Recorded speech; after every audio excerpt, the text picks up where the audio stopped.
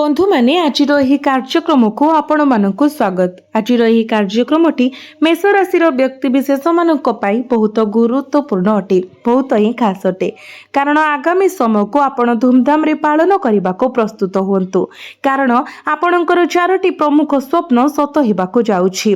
बकरी शनि आपणकर अटकी रहिथिबा भाग्यर द्वार खोली देबे। आपणक जीवन आ पूर्व परि रहिबो नाही। बंधु माने एही अगस्त मासरे एपरि घटना घटिबो जहाँ आपण केबे स्वप्न रे मध्य भाबी नथिबे। जो माने आपणको थरे प्रत्याख्यान करिथिले से माने शीघ्र आपणको अनुग्रह पाई भिक्षा मागिबे।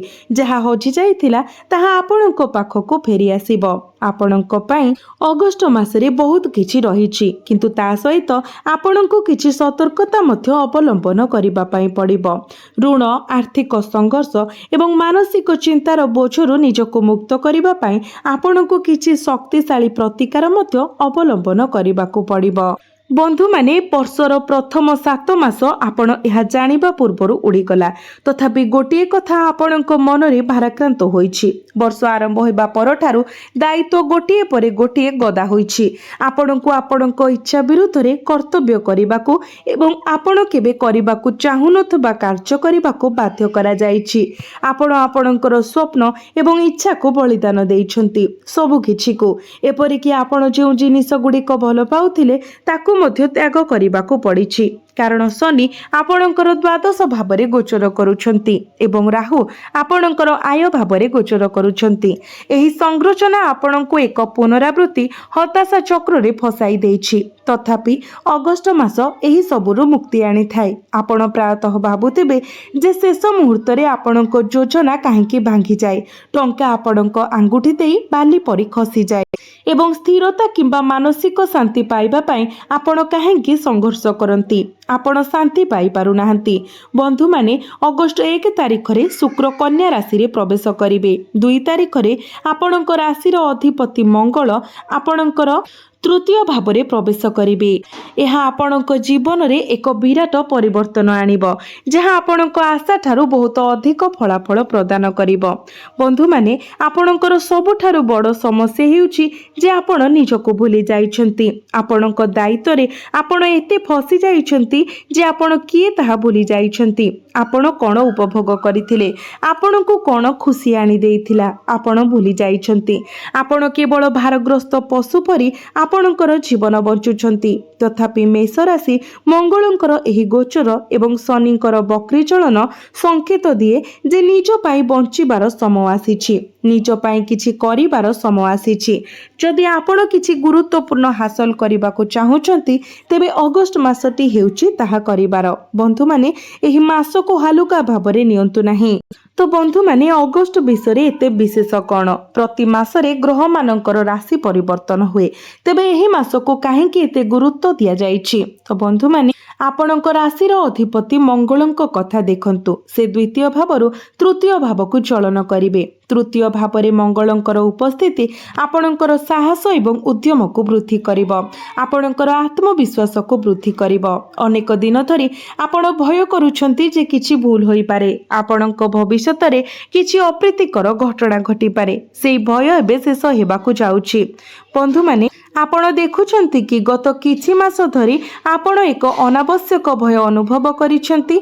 आपण चिंतित थिले जे किछि भूल होई पारे, आपणकर क्षति होई पारे किंबा आपणक परिवारर क्षति होई पारे। आपणक भविष्यत कोन हेबो से विषय चिंतित थिले। तो एही अगस्त मासरे से भय उभान हेबाकू जाउछि। एबेठारु आपणकर निष्पत्ति गुड़िक उत्कृष्ट फलाफल प्रदान करिवो। जेतेबेले 2 तारिख रे मंगल तृतीय भावरे प्रवेश करिवे, सेतेबेले आपणकर शक्ति स्तर वृद्धि हेबो, आपणकर चिंताधारार स्पष्टता उन्नत हेबो एवं आपण प्रत्येक कार्य आत्मविश्वासर सहित करिवे। तथापि अन्य पक्षरे आपण शीघ्र हेबार संभावना सृष्टि करिपारे। मने रखंतु, केवल एक कार्य असंभव मने हेबार अर्थ नुहे जे आपण ताहा करिबाकू पड़िबो। आपणकर एक जिदखोर स्वभाव अछि। आपण असंभव को संभव करने को चाहते किंतु केतेक समय आमर मंगल छाड़ी देवार निहित आपण मन रखा उचित जे जदि किछि आपणकर मानसिक शांति पाई क्षतिकारक तेबे आपण को सेथिरु दूरेई जिबाकु पड़िबो ताहा संपर्क चाकरी किंबा स्वप्न हेउ जदि आपण एहाकु छाड़िबाकु पड़े तेबे ताहा करंतु आपणकर भविष्यतर मंगल एहा उपरे निर्भर करे मोटामोटी भावरे मंगलंकर प्रभाव बहुत सकारात्मक केवल तरबरिया भावरे काम करिबारु दूरेई रुहंतु एवं जिदखोर स्वभाव को परित्याग करंतु। एबे आसंतु देखिबा शनिंकर बक्री चलन विषय जुलाई शेष शनि बक्री होइजिबे एवं एहार प्रभाव अगस्ट मास सारा अनुभूत हेब जहा संभावना थाए जे सुजोगर द्वार खोली देब एवं आपणक मानसिकता को परिवर्तन करिब। बंधु माने शनि आपणकर द्वादश भावरे अछंती खर्च एवं विदेश यात्रार भावरे जदि आपण विदेश रे काम करंती विदेश रे व्यवसाय करंती किंबा विदेश रे बसवास करबाकु चाहंती तेबे द्वादश भाव अत्यंत गुरुत्वपूर्ण। एही भावरे शनि बक्री हेबार अर्थ प्रायतः पूर्वरु हजि जाइथिबा किंबा पछरे पड़ी जाइथिबा जिनिस गुड़िको पुनर्बार फेराई आनिबा अतीतर समस्या गुड़िक पुनर्बार देखा देई पारे एवं शेषरे आपण पूर्वरु अस्वीकृत होइथिबा कठिन परिश्रमर फल पाई पारंती। तेणु जदि आपण एक स्वप्न परित्याग करथिले किंबा दूरेई जाइथिले तेबे ताहा एबे सत्य हेबा पई जाउछि। जदि आपण विदेश जिबा पई चाहुथिले किंतु परिस्थिति भल नथिला तेबे परिस्थिति एबे अनुकूल हेबारे लागिछि। शनिकर स्थिति आपणक पई बहुत लाभदायक प्रमाणित हेबो। एहा सहित आपणको मने रखिबाकू पड़िबो जे जेतेबेले शनि बक्री होइजिबे सेतेबेले आपणकर चिंता वृद्धि पाइबो आपण खर्च संपर्क रे टिके अधिक चाप स्तर एवं चिंता अनुभव करि पारंती अतीतर खर्च मध्य मने पड़ी पारे तेणु आपणको आपणकर मानसिक शांति बजाय रखिबा उपरे अधिक ध्यान देबा उचित। चाप एवं अधिक चिंता पूर्वरु उपस्थित थिला सेगुड़िक एबे आहुरी तीव्र होई पारे आपण निजको अत्यधिक जिनिस उपरे घोर करी बसी थिबार देखि पारंती आपण जे कोनोसी परिस्थिति को अति विश्लेषण करि पारंती किंतु एबे आपण प्रत्येक टिके विस्तृत भाबरे जांच करि पारिबे। एही अगस्ट मासर मुख्य मंत्र हेउची आपण शनि मंदिर परिदर्शन करंतु प्रभु शनिंकर बीज मंत्र 108 थर प्रत्येक दिन पाठ करंतु जदि पारुछंती तो शनि चालीसा मध्य पाठ करंतु यह आपणको अत्यधिक चिंता एवं चापरु रक्षा करिबारे सहाय्य करिबो। यह सहित आपण प्रत्येक दिन शीघ्र उठिबाकू चेष्टा करंतु श्रृंखला बजाय रखंतु एवं योग एवं प्राणायाम अभ्यास करंतु एही अभ्यास गुड़िक आपणक पई बहुत लाभदायक हेबो। आपणक पई आर्थिक दिग विषय शनिंकुर प्रतिकूल दिग धन भाव उपरे पड़ुछि जदि आपण पूर्वरु आर्थिक लाभरु वंचित होइथिले किंबा आपणकर कठिन परिश्रमर पुरस्कार पाई नथिले तेबे आपण वर्तमान सेही लाभ पाइबे अन्य मानकु ऋण दिया जाइथिबा टंका फेरस्त कराजिबो एवं आपणकर आर्थिक परिस्थिति स्वाभाविक हेबो। पारिवारिक विषय जे कोनोसी दीर्घकालीन समस्यार समाधान हेबार संभावना अछि जदियो एक पुराना प्रसंग पुनर्बार उठी पारे तेनु आपणकु टिके सतर्क रहिबाकू पड़िबो। आसंतु एबे आगको बढ़िबा सकारात्मक खबर सहित आलोचना करिबा पई किछि गुरुत्वपूर्ण सतर्कता अछि। गत किछि मास मध्यरे आपण किछि स्वप्न भांगी जाइथिबा देखिछंती एवं किछि निकटतर लोकंक सहित संपर्क हराइछंती।